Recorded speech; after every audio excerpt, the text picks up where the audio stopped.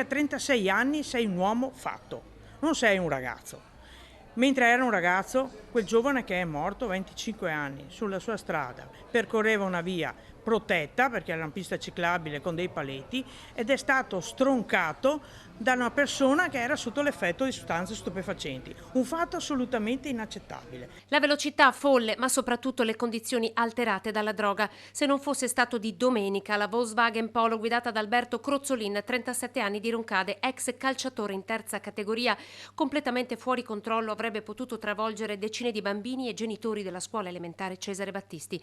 Non ci sta Pieranna Zottarelli, sindaco di Roncade, comune in cui Crozzolin risiedeva, a parlare di disgrazia. La droga te la vai a prendere, quindi sei cosciente nel momento in cui la assumi che ti stai drogando e che ti stai mettendo in pericolo tu e soprattutto stai mettendo in pericolo delle altre persone. Questo è un fatto assolutamente inaccettabile.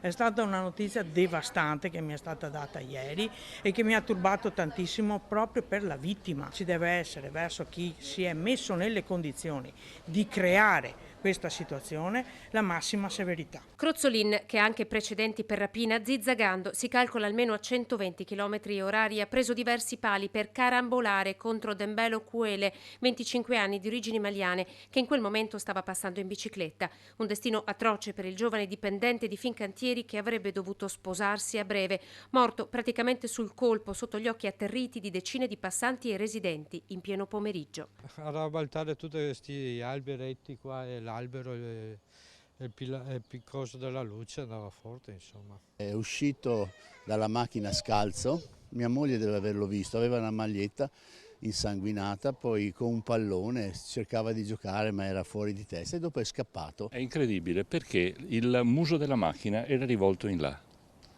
Se veniva da lì e si è rovesciato, il muso doveva andare in là. Sul posto, per i rilievi, la polizia locale. Fonti fanno sapere che tutte le carte sono già arrivate in procura. Contro Crozzolin si procederà con l'accusa di omicidio stradale.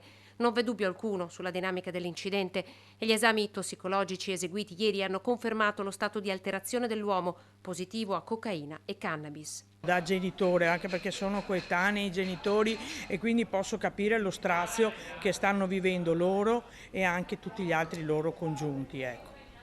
Anche per le circostanze con cui la situazione si è creata, non posso usare il termine disgrazia, perché questo è proprio un omicidio a tutti gli effetti.